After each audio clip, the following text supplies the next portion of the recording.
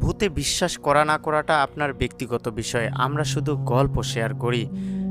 শুরু হয়ে গেল ভূত স্টুডিও, কারণ ঘড়িতে সময় রাত 10টা, আর রাত 10টা মানেই ভূত স্টুডিও এর সময়। সুপ্রিয় শ্রোতা, আপনারা শুনছেন বিজয় FM 71.0 এর শুক্রবারের নিয়মিত আয়োজন ভৌতিক কাহিনী অবলম্বনে ভূত স্টুডিও। আপনাদের সাথে আছি আমি RJ স্বপন। কাছে অথবা দূরে, বাড়িতে অথবা গাড়িতে, দেশে অথবা প্রবাসে, যে যেখান থেকে আমাদের ভূত স্টুডিও অনুষ্ঠানটি উপভোগ করছেন, সবাইকে স্বাগতম জানিয়ে শুরু করছি আজকের এপিসোড। সুপ্রিয় শ্রোতা, অনেকেই মনে করে যে আমাদের এ জগতের বাইরেও ভৌতিক একটি জগৎ রয়েছে, যেখানে প্যারানর্মাল ঘটনাগুলো ঘটে থাকে, আর সেই ঘটনাগুলো নিয়েই মূলত আমাদের আয়োজন ভূত স্টুডিও। আপনার জীবনেও যদি অদ্ভুত, অলৌকিক, ভৌতিক কোনো ঘটনা ঘটে থাকে, প্যারানর্মাল কোনো ঘটনা ঘটে থাকে, যেগুলোর হিসাব আপনি মেলাতে পারেন না, যেসব ঘটনা আপনার মনে এখনও প্রশ্নবিদ্ধ করে রেখেছে, সেই ঘটনাগুলোই লিখে পাঠাতে পারেন বিজয় FM 71.0 এর ইমেল আইডিতে। আমাদের ইমেল পাঠানোর ঠিকানা bijofm71.0@gmail.com। আমি আবার বলছি বিজয় FM 71.0@gmail.com। অথবা ঘটনাটি সরাসরি কমেন্ট করতে পারেন আমাদের এই লাইভের ভিডিওর কমেন্ট সেকশনে, অথবা আপনি কিন্তু আপনার ঘটনাটি সুন্দর করে লিখে আমাদের ফেসবুক পেজের ইনবক্সেও মেসেজ করতে পারেন।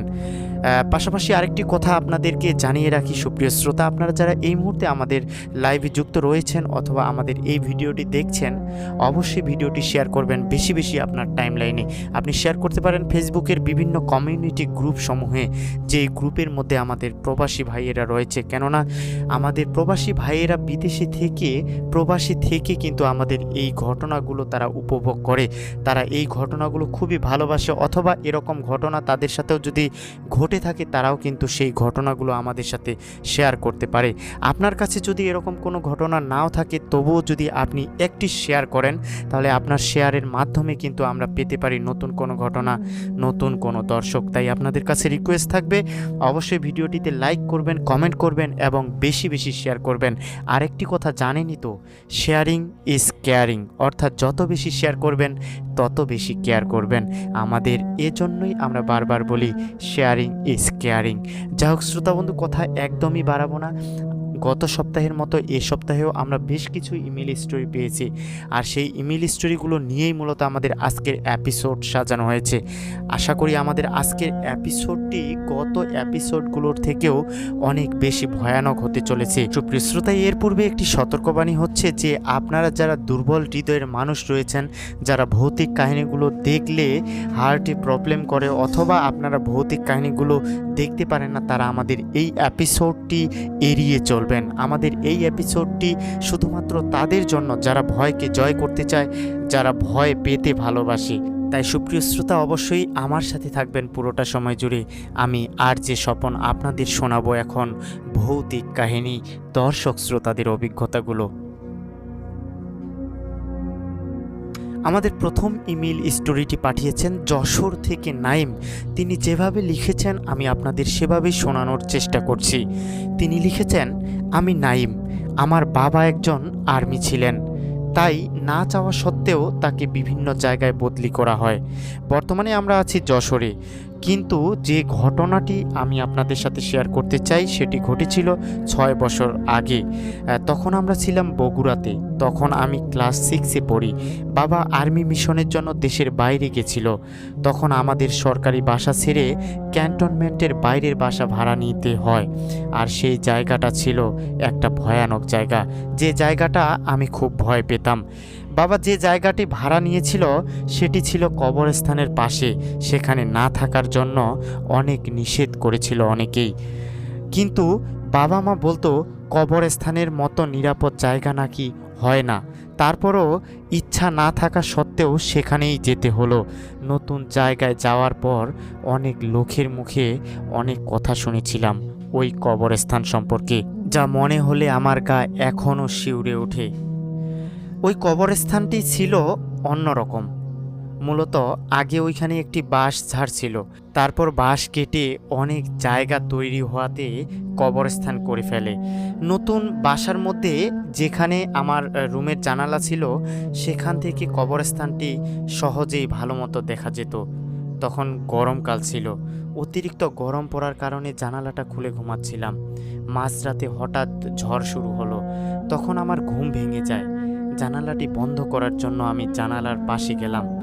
হঠাৎ করে আমার চোখ গেল কবরস্থানের দিকে। এতই অন্ধকার ছিল যে কিছু দেখা যাচ্ছিল না। মাঝে মাঝে বিদ্যুতের আলোতে খুব ভয়ানক লাগছিল কবরস্থানটি। তারপর হঠাৎ করেই চোখ গেল একটি কবরের দিকে। অল্প আলো থাকায় ভালো করে দেখা যাচ্ছিল না সেখানে কি হচ্ছে। তারপরও ভালো মতো দেখার চেষ্টা করছিলাম। দেখি সেই কবরের মাটি ক্রমশই ঝরে যাচ্ছে। মনে হচ্ছে কেউ একজন হাত দিয়ে কবর খুঁড়ছে। তারপর সেই কবর থেকে হঠাৎ একটি হাত উঠে এলো। আস্তে আস্তে সেখান থেকে একটি মানুষের আকৃতির মতো কিছু দেখা গেল। সেটি ছিল অনেক বড়। সেটির গায়ে ছিল সাদা রঙের কাপড়। তারপর সেটি এক কবর থেকে অন্য কবরে ঘোরাঘুরি করছিল। আমার খুব ভয় হচ্ছিল। মনে হচ্ছিল জানালাটা লাগিয়ে দৌড়ে মার কাছে গিয়ে শুয়ে পড়ি, কিন্তু দেয়ারও খুব ইচ্ছা হচ্ছিল। কিন্তু তখনও বুঝতে পারিনি যে সবচেয়ে ভয়ানক ঘটনা আমার সাথে ঘটতে চলেছে। কিছুক্ষণ এরকম চলার পর সেটি হঠাৎ আমার জানালার দিকে তাকালো। জানালার পাশে যে কবরটা ছিল সেটির দিকে আসতে লাগলো। এতে আমি খুব ভয় পেয়ে গেলাম। আমি সেটির মুখের দিকে তাকালাম, কিন্তু অন্ধকারের জন্য কিছুই দেখতে পেলাম না। তারপর হঠাৎ বিদ্যুতের আলো পড়ায় সেটির মুখটা দেখতে পেলাম। আমি যা দেখলাম তা কখনোই আমি আশা করিনি। আমার শরীর ঠান্ডা হতে লাগলো, কারণ সেটির মুখ ছিল রক্তমাখা এবং বীভৎস। আমি সেখানে স্থির হয়ে গেলাম। আমার নড়ার কোনো শক্তি ছিল না। জানালাটা লাগানোর চেষ্টা করছিলাম, কিন্তু পারছিলাম না। কতক্ষণ এইভাবে চলার পর আমি ফ্লোরে পড়ে যাই সেটি আমার মনে নেই। যখন চোখ খুলি তখন নিজেকে বিছানায় আবিষ্কার করি। পাশে দেখি মা বসে আছে। মার কাছে জানতে পারি আমি সারা রাত অজ্ঞান ছিলাম। সবাই আমাকে প্রশ্ন করতে লাগলো কি হয়েছিল রাতে। কিন্তু আমি কাউকে কিছু বলতে পারিনি। আমি কখনোই এই ঘটনা ভুলতে পারবো না। আজও এর উত্তর মেলাতে গেলেও আমি উত্তর মেলাতে পারি না। আমার ঘটনাটি যদি আপনাদের ভালো লাগে অবশ্যই শেয়ার করবেন। সুপ্রিয় শ্রোতা, আমরা প্রথম ইমেইল স্টোরিটি কিন্তু পড়ে ফেললাম। আশা করি প্রথম ঘটনাটি আপনাদের ভালো লেগেছে। আমাদের হাতে আরও বেশ কিছু ঘটনা রয়েছে, সবগুলো ঘটনা এক এক করে শেয়ার করব। এর পূর্বে যদি একটু বলে রাখি যে আপনাদের জীবনে কি এরকম কোনো ঘটনা ঘটেছে, অবশ্যই কমেন্টের মাধ্যমে জানিয়ে দেবেন। অথবা এই ঘটনাগুলোকে আপনি আসলে কিভাবে দেখেন, এগুলোকে কি আপনি বিশ্বাস করেন নাকি করেন না, অথবা আপনার কি মনে হয় আসলে ভূত বলতে কি কিছু রয়েছে নাকি ভূত বলতে কিছুই নেই, শুধুমাত্র মনের ভ্রম হতে পারে এসব। অবশ্যই এই কথাগুলো কিন্তু আপনি লিখে জানাতে পারেন। তবে আমি একটি বিষয় বারবার বলি যে যাদের জীবনে এরকম ঘটনা ঘটে আসলে তারাই বলতে পারবে এসব আসলে ভ্রম নাকি অন্য কিছু। কেননা যাদের সাথে এসব ঘটনা ঘটেনি তারা কিন্তু কোনোদিনই আন্দাজ বা আইডিয়া বা অনুভব অথবা অনুমান কিছুই করতে পারবে না যে আসলে কেমন হতে পারে ঘটনাগুলো।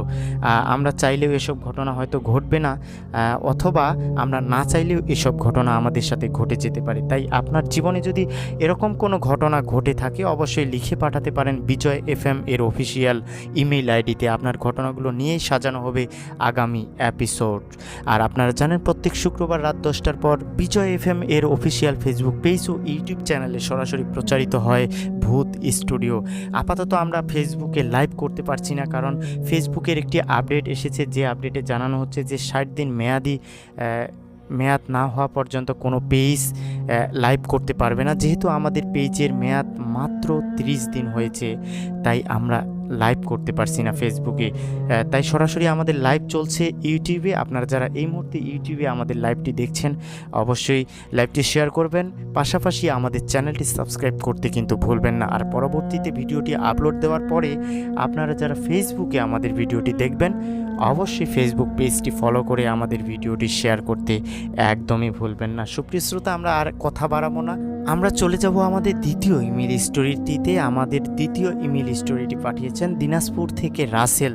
তিনি যেভাবে ঘটনাটি লিখেছেন আমি সেভাবেই পড়ার চেষ্টা করছি। সম্ভবত ওনার ঘটনাটি ওনার সাথে ঘটেনি, ওনার ঘটনাটা ওনার এক আত্মীয়র কাছ থেকে শোনা। তিনি যেভাবে ঘটনাটি লিখেছেন আমি মূলত সেভাবেই পড়ার চেষ্টা করছি। তিনি লিখেছেন, ঘটনাটা আমার এক দূর সম্পর্কের আত্মীয়র কাছ থেকে শোনা, যাকে নিয়ে ঘটনাটা, তার নাম আসাদ। ঘটনাটা এরকম, আসাদ 1971 সালের মুক্তিযুদ্ধকালীন সময়ে বরিশালের কোনো এক স্থানে সরকারি চাকুরিজীবী ছিলেন। পাকিস্তানি মিলিটারিরা যখন বরিশালে আক্রমণ করে তখন উনি মুক্তিযুদ্ধে যোগ দেন। বরিশালের বাবুগঞ্জ নামক জায়গায় এক ক্যাম্পে তিনি প্রশিক্ষণ নেন। ওই সময়ে এক রাতে তিনি প্রাকৃতিক কাজে ক্যাম্পের পাশের জঙ্গলে যান। অর্থাৎ আমরা জানি প্রাকৃতিক কাজ বলতে মলমূত্র ত্যাগের কথা বলা হচ্ছে। আর ভুলবশত একটি পুরনো কবরের উপরে বসে পড়েন। তখন তিনি তার পাশে কিছু শব্দ শুনতে পান। তখন চাঁদের আলো ছিল। ওই চাঁদের আলোতে তিনি দেখেন পুরনো একটা গাছ থেকে একটা মহিলা উল্টো হয়ে নিচের দিকে নেমে নামছে আর কি। মহিলাটির চোখ বলতে কিছুই ছিল না। মহিলাটি দেখতে দেখতে তার খুব কাছে চলে আসে। তিনি কি করবেন কিছুই বুঝতে পারছিলেন না, এমনকি দৌড় দেওয়ার শক্তিও হারিয়ে ফেলেছিলেন। তখন তিনি দেখেন মহিলাটির মাথা ফাটা, তার ফাটা জায়গা থেকে রক্ত ঝরছে, কিন্তু রক্ত কাপড়ে লেগে আছে আর চুলগুলো ছিল এলোমেলো।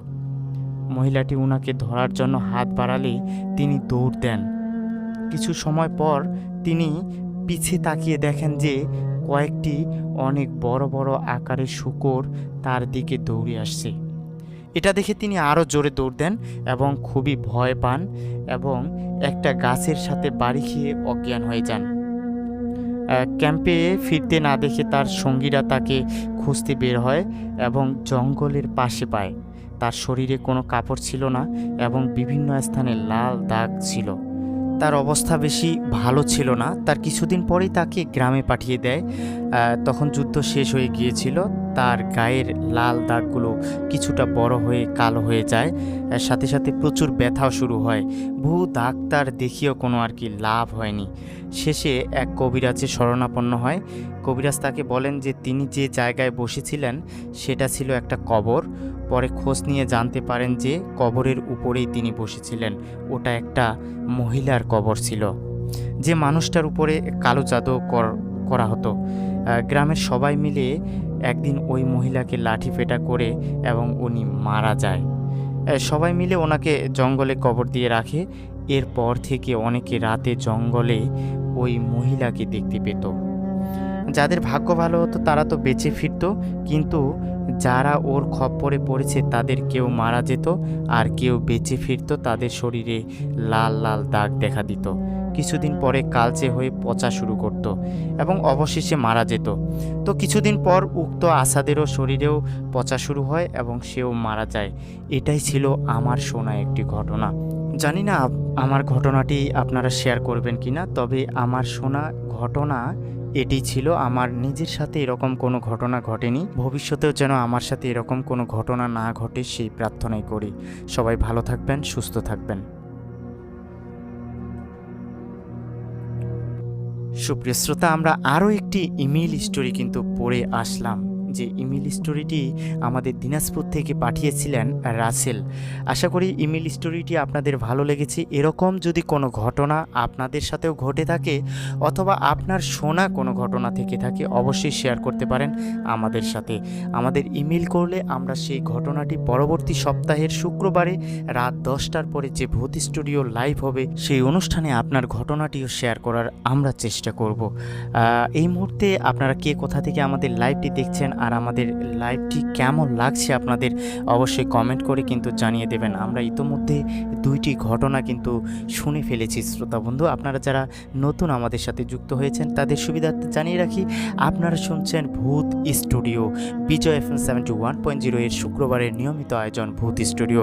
ভয়ের কথাগুলো নিয়েই মূলত আমাদের এই অনুষ্ঠান, ভয়ের ঘটনাগুলো নিয়েই মূলত আমাদের এই অনুষ্ঠান। ভূত স্টুডিওর মাধ্যমে আমরা তুলে ধরতে চাই শ্রোতা বন্ধুদের সাথে ঘটে যাওয়া অদ্ভুত, অলৌকিক আর প্যারানর্মাল ঘটনাগুলো আমরা শেয়ার করতে চাই। তাই আপনাদের সাথে যদি এরকম কোনো ঘটনা ঘটে থাকে অথবা আপনার শোনা কোনো ঘটনা থেকে থাকে, অবশ্যই ঘটনাগুলো শেয়ার করবেন আমাদের সাথে শেয়ার করতে পারেন ইমেইলের মাধ্যমে অথবা ইনবক্সে সরাসরি। ইমেল করতে হলে অবশ্যই আপনাকে ইমেল বক্সে গিয়ে টাইপ করতে হবে bijoyfm71.0@gmail.com। আমি আবার বলছি bijoyfm71.0@gmail.com। এই ঠিকানায় আপনারা ইমেল করলে পরবর্তী সপ্তাহে আপনাদের ঘটনাগুলো নিয়েই মূলত কথা হবে, আলোচনা হবে, আপনাদের ঘটনাগুলো শেয়ার হবে। বারবার একটি কথা বলি, শেয়ার ইজ কেয়ার, অর্থাৎ শেয়ারিং ইজ কেয়ারিং। আপনারা যত বেশি আমাদের শেয়ার করবেন আমরা তত বেশি কেয়ারফুল হব, আমাদের তত বেশি কেয়ার করা হবে, আমরা তত বেশি নতুন নতুন শ্রোতাদের কাছে পৌঁছাতে পারবো, আমাদের এঙ্গেজমেন্টের পরিমাণটা কিন্তু বৃদ্ধি পাবে, আমরা পৌঁছাতে পারবো আমাদের প্রবাসী ভাইদের কাছে যারা এরকম ঘটনাগুলো শুনতে ভালোবাসে, দেখতে ভালোবাসে। শ্রোতা বন্ধু, কথা একদমই বাড়াবো না, কেননা কথা বলার জায়গা নয়, এটা হচ্ছে ভূত স্টুডিও, ভূতের স্টোরি শোনার জায়গা। তাই আমরা চলে যাব আমাদের পরের ঘটনায়। আমাদের পরের ঘটনাটি পাঠিয়েছেন ঢাকা থেকে সজীব। তিনি যেভাবে লিখেছেন আমি সেভাবেই ঘটনাটি পড়ার চেষ্টা করছি। বছরখানেক আগের ঘটনা। আমাদেরই এক বন্ধু শিয়াব গিয়েছিল তার গ্রামের বাড়ি শ্রীপুরে। সেখানে থেকে এসে সে আমাদের এক লোমহর্ষক ঘটনা শোনালেন। ঘটনাটা ওই গ্রামের এক মধ্যবয়সী লোককে নিয়ে। ওনার নাম ছিল মান্নান মিয়া। ছিল বলছি কারণ লোকটা এখন জীবিত নেই। সে যাই হোক, আমাদের এই ঘটনার মূল অংশ মান্নান মিয়াকে নিয়ে। মান্নান মিয়া শ্রীপুর গ্রামের স্থানীয় কেউ নন।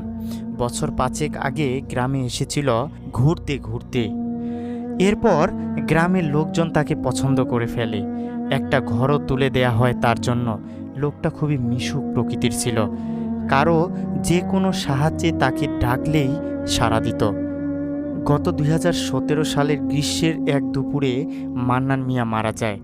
লোকমুখে শোনা যায় ওই দিন বাজার করে এসে মান্নান হঠাৎ অসুস্থ হয়ে পড়ে।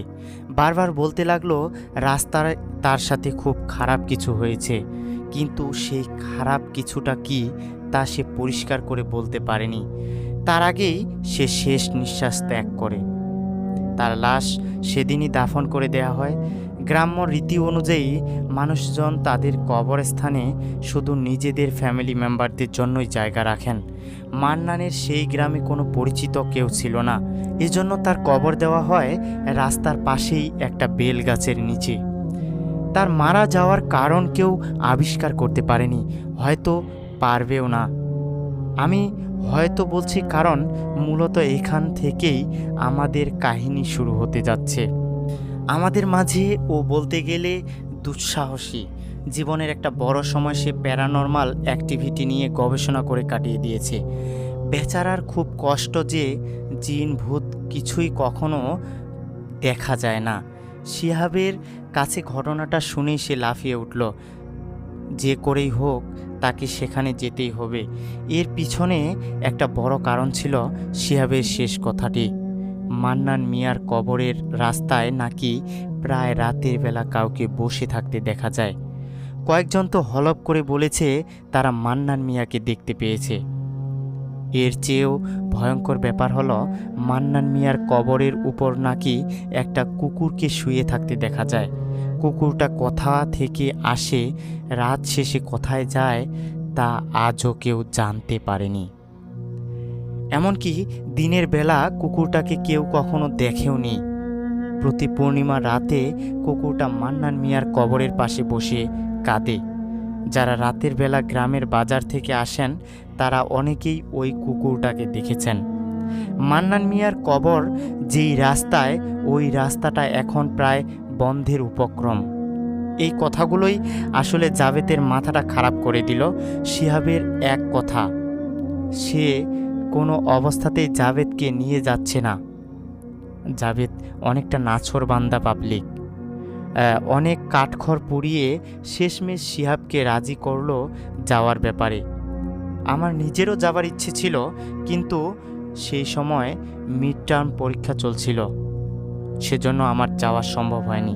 যাই হোক, জাভেদের প্ল্যান ছিল পূর্ণিমা রাতে উক্ত স্থানে উপস্থিত থাকা, এতে কুকুরটা দেখতে পাওয়া যাবে, পাশাপাশি ছবি তোলার জন্য ভালো আলো থাকবে। বাংলা ক্যালেন্ডার দেখে সময় নির্ধারণ করে রওনা দিল তারা। তারপর তারা মানে জাভেদ আর শিহাব সাথে আর দুজনের যাওয়ার কথা ছিল, কিন্তু শেষ মুহূর্তে দুজনেই যাওয়া বাদ করে দেয়। পারিবারিক কিছু ঝামেলার কারণেই বাকি দুজনের যাওয়া বাতিল হয়ে যায়। সে যাই হোক, জাভেদরা নির্দিষ্ট সময়ে গ্রামে পৌঁছায়। আদর আপ্যায়নে তাদের বরণ করে নেয় শিহাবের আত্মীয় স্বজনরা। মোটামুটি ফ্রি হওয়ার পর জাভেদ শিহাবের ছোট কাকাকে খুলে বলে আসার আসল উদ্দেশ্য। শুনে ছোট কাকা কিছুটা গম্ভীর হয়ে যায়। শেষমেশ জাভেদ আর শিহাবের প্রবল অনুরোধের মুখে নতি স্বীকার করতেই হয় তাকে।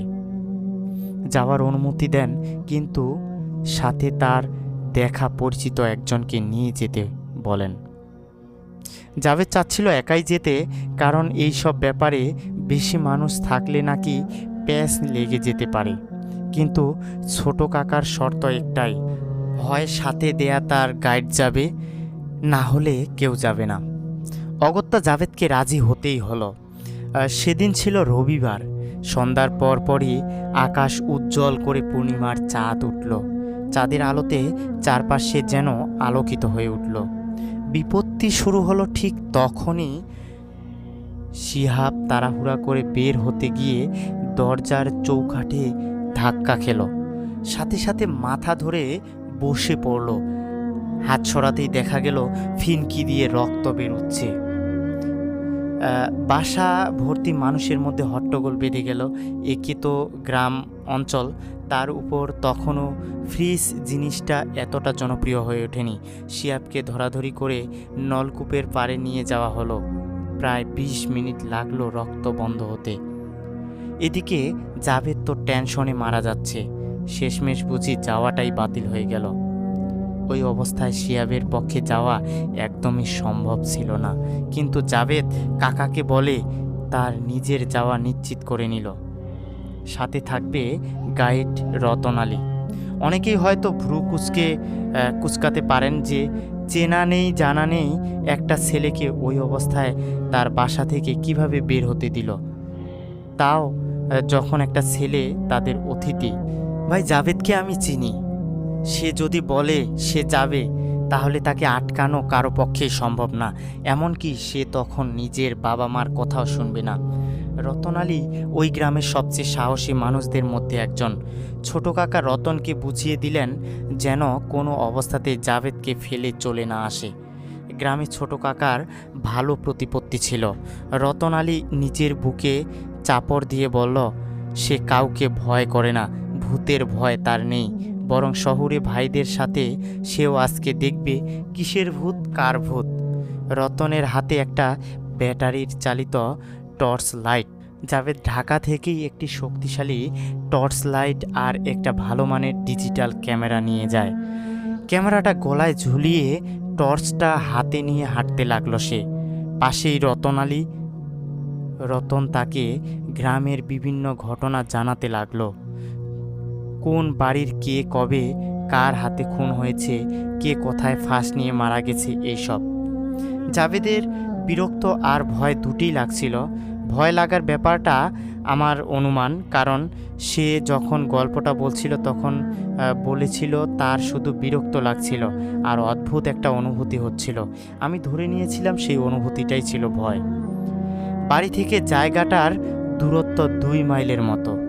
গ্রামের নীরবতা নাকি ভূত দেখার টেনশনে কে জানে জাভেদের ভীষণ বাথরুমের চাপ পেল। রতন আলীকে সে টর্চটা ধরতে বলে নিজে গেল একটা গাছের নিচে প্রকৃতির ডাকে সাড়া দিতে। কাজ শেষ করে ফিরে এসে তারা আবার হাঁটতে লাগলো। কিছুক্ষণ চুপচাপ হাঁটার পর হঠাৎ রতন আলী জাভেদকে জিজ্ঞেস করে বসল মান্নান মিয়া সম্পর্কে কতটা কি সে জানে। জাভেদ একটু চমকে গেল, কারণ কিছুক্ষণ আগে যেই গলায় রতন আলী কথা বলছিল তার সাথে এখনকার গলা যেন একটু অমিল লক্ষ্য করা যায়।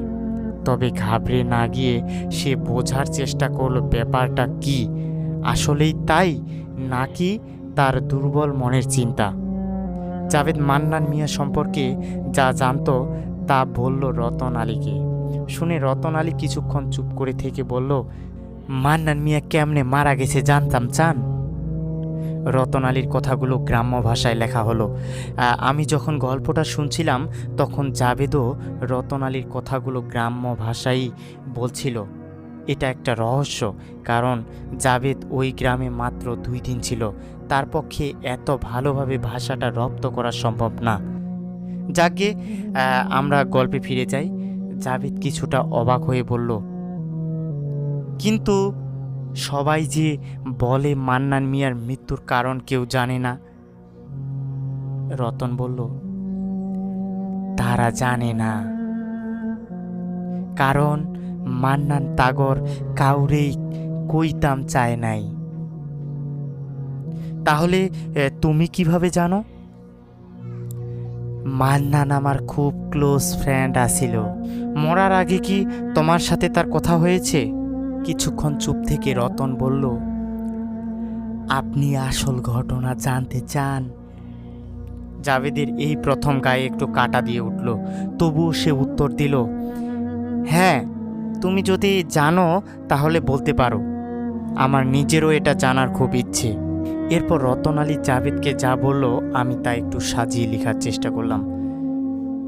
যেদিনের ঘটনা সেদিন সকালে মান্নান মিয়া তার সপ্তাহের বাজার করতে যায়। বাজারে পরিচিত মানুষজনের সাথে দেখা সাক্ষাৎ করে এবং নিজের প্রয়োজন মতো জিনিসপত্র কিনে সে রওনা হয় বাসার উদ্দেশ্যে। পথিমধ্যে একটা কবর পড়ে ওই রাস্তার মধ্যে। অনেকেই বলে ওই কবরে নাকি মাঝে মাঝে এক বৃদ্ধকে দেখা যায়। আবার অনেকে বলে ওই কবর থেকে রাতের বেলা নানা রকম আওয়াজ আসে। কে বা কারা কান্না করে সেই আওয়াজ নাকি পাক খেয়ে খেয়ে বাতাসে ভাসে। মান্নান মিয়া এই সব ব্যাপারে তেমন পাত্তা দিত না। তো সেদিন আসার পথে হঠাৎ তার ভীষণ তৃষ্ণা পায়। তার বাজারের ব্যাগ থেকে বোতল বের করে পানি খাওয়ার জন্য রাস্তার পাশেই বসে পড়ে সে। এমন সময় একটা কালো কুকুর এসে তার পাশে বসে। কুকুরটা দেখে একটু অবাক হয় মান্নান মিয়া। গ্রামে অনেক দিন যাবৎ আছে সে, কিন্তু আগে কখনো এত বড় কালো কোনো কুকুর সে দেখেনি। কুকুরটা মান্নান মিয়াকে এক দৃষ্টিতে দেখতে থাকে। হঠাৎ মান্নানকে অবাক করে দিয়ে বলে ওঠে, আমার কবরের পাশে বসে আছিস, তোর সাহস তো অনেক দেখছি। মান্নান প্রথমে ভাবল তার শোনার ভুল। সে ব্যাগ থেকে পানি বের করে চোখে মুখে ছিটিয়ে দিল। এইবার সে আর স্পষ্ট শুনতে পেল কুকুরটি বলছে, কিরে, ভয় পেলি নাকি? মান্নান মিয়া এইবার পুরো ঘাবড়ে গেল। অনিশ্চিত বিপদের আশঙ্কায় সে তার হাতের পাশে পড়ে থাকা একটা গাছের ডাল দিয়ে কুকুরটিকে ছুঁড়ে মারল। ডালটা সরাসরি গিয়ে লাগলো কুকুরটার মুখে। এক পাশ কেটে গিয়ে রক্ত বের হতে লাগলো। প্রচণ্ড রাগে গর্জে উঠল সেই কুকুরটা। স্পষ্ট ভাষায় মান্নানকে বলল, তুই আমাকে আঘাত করছিস, এর পরিণাম তুই ভোগ করবি। এই বলে কুকুরটা ভয়ঙ্কর গর্জন করে মান্নানকে কামড়াতে আসলো। কুকুরটার সাথে ধাক্কা লাগার সাথে সাথে মান্নান জ্ঞান হারিয়ে ফেলে। জ্ঞান হারানো অবস্থায় মান্নান স্বপ্নে দেখে এক বুড়ো লোককে। লোকটি প্রবল ঘৃণা নিয়ে তাকিয়ে আছে মান্নানের দিকে। মান্নানকে উদ্দেশ্য করে বলতে লাগলো, তুই আমার গায়ে হাত তুলছিস, আমাকে আঘাত করছিস, এর পরিণাম মৃত্যু। মান্নান ভয়ে জড়সড় হয়ে বলল, আমি জানি না আপনি কে। আপনাকে আমি আমার জীবনে আগে কখনো দেখিনি। আমি কিভাবে আপনাকে আঘাত করব? তখন লোকটি নিজের বর্ণনা দিল। তান্ত্রিক, এই ব্যাপারটার সাথে আমরা হয়তো অনেকেই পরিচিত। তান্ত্রিক তাদের বলে যারা মন্ত্রতন্ত্র নিয়ে কাজ করে। এরা প্রায়ই গোরস্থান, শ্মশানঘাটে রাত্রিবেলা কালো জাদু চর্চা করে। তান্ত্রিক মূলত খারাপ প্রকৃতির হয়। এরা ক্ষমতার লোভে, বলতে পারেন অমরত্বের লোভে, এমনকি মানুষ খুন করে তা দিয়ে তপস্যা করে। ওই লোকটি একজন তান্ত্রিক ছিল। একবার মানুষ খুন করার অভিযোগে তাকে গাছের সাথে ফাঁস দিয়ে মারা হয়। এরপর তাকে কবর দেওয়া হয় গ্রাম থেকে দূরে একটা বদ্ধ এলাকায়। আর সেই কবরটির কথাই একটু আগে আপনাদেরকে বলছিলাম। যাই হোক, সেই তান্ত্রিক মারা যাওয়ার পরও তার আত্মা এখনও মানুষের ক্ষতি করার জন্য ঘুরে বেড়ায়। তান্ত্রিকটা মান্নানের সামনে কুকুর বেশে এসে বসেছিল এবং মান্নান তাকে আঘাত করায় সে ভীষণ ভীষণ ক্ষুব্ধ হয়। এরপর হঠাৎ মান্নানের ঘুম ভেঙে যায়। সে খুব খারাপ অনুভব করতে থাকে, তার নিঃশ্বাসে সমস্যা হতে থাকে। সেখান থেকে কোনো রকমে বাসায় যায় মান্নান। তারপর আস্তে আস্তে মৃত্যুর কোলে ঢলে পড়ে। রতনালী এতটুকু পর্যন্ত বলার পর হঠাৎ কর্কশ শব্দে কাছেই কোথাও একটা পেঁচা ডেকে উঠল। ঠিক সাথে সাথে চমকে উঠে জাভেদ শুনতে পায় রতনালী তাকে পিছন থেকে ডাকছে, ওই ভাইজান, জলদি লন, মুততে অতক্ষণ লাগেনি। জাভেদ ঘাড় ঘুরিয়ে পিছনে তাকিয়ে দেখে অস্থির চিত্তে অপেক্ষা করছে রতনালী, আর সে নিজেকে আবিষ্কার করে সেই গাছটার নিচে, যেখানে সে প্রকৃতির ডাকে সাড়া দিতে এসেছিল। আমাদের গল্প এখানেই শেষ। এখন আপনাদের কিছু কমন প্রশ্নের উত্তর দেওয়ার চেষ্টা করব। 1 নম্বর প্রশ্ন, সেদিন আসলে কি হয়েছিল? উত্তরটা এরকম, সেদিন কি হয়েছিল তা আমি বলতে পারবো না। এক একজনের এক এক রকম ধারণা হতে পারে। সম্ভবত মান্নান মিয়া এসে জানিয়ে দিয়ে গিয়েছিল তার মৃত্যুর রহস্য। হয়তোবা এটা জাভেদের বিক্ষিপ্ত মনের কল্পনা। প্রশ্ন, জাভেদ কি তারপরও কবরটা দেখতে গিয়েছিল? উত্তর, জি না। জাভেদ সেই গাছটার নিচেই মাথা ঘুরে পড়ে যায়। রতনালী তাকে কাঁধে করে বাসায় নিয়ে আসে। জাভেদের এরপর কি হলো? উত্তরটা এরকম, জাভেদ এরপর একটানা 4 মাস অসুস্থ ছিল। ডাক্তারদের ধারণা তার মেন্টাল ব্রেকডাউন হয়েছিল। 4 মাস পর জাভেদ হসপিটাল থেকে ছাড়া পায়। এরপরের প্রশ্নটা এরকম যে মান্নান মিয়ার কবরটা কি এখনও আছে? উত্তর হচ্ছে জি, কবরটা এখনও রয়েছে, যদিও এই ঘটনার পর কবরের পথ বন্ধ করে দেয়া হয়েছে এবং তারপর কোনো দিনই কবরের কুকুরটাকেও আর কেউ দেখতে পায়নি বা দেখতে যায়নি। তবে এখনও মাঝে মাঝে পূর্ণিমা রাতে তার কান্নার আওয়াজ পাওয়া যায়। এরপরের প্রশ্ন হতে পারে যে তান্ত্রিক লোকের কবরটা কি হলো? আসলে সেই কবরটা নিয়ে আগে থেকেই বলছি যে মানুষের মধ্যে এক ধরনের আতঙ্ক ছিল। এই ঘটনার পর তা আরও বেড়ে যায়। পরে শুনেছিলাম কবরটা মাটি দিয়ে বন্ধ করে দেওয়া হয়েছিল এবং ওই রাস্তাটাও বন্ধ করে দেওয়া হয়েছিল। তো এই ছিল আমার জানাশোনা একটি ঘটনা। আশা করি ঘটনাটি আপনাদের ভালো লেগেছে। সুপ্রিয় শ্রোতা, আপনাদের সাথে আছি আমি আরজি স্বপন। আপনারা এতক্ষণ ধরে শুনছিলেন বিজয় FM 71.0 এর শুক্রবারের নিয়মিত আয়োজন ভূত স্টুডিও, যা রাত 10টার পর সরাসরি লাইভ হয়ে থাকে আপনাদের পাঠানো ঘটনাগুলো নিয়ে।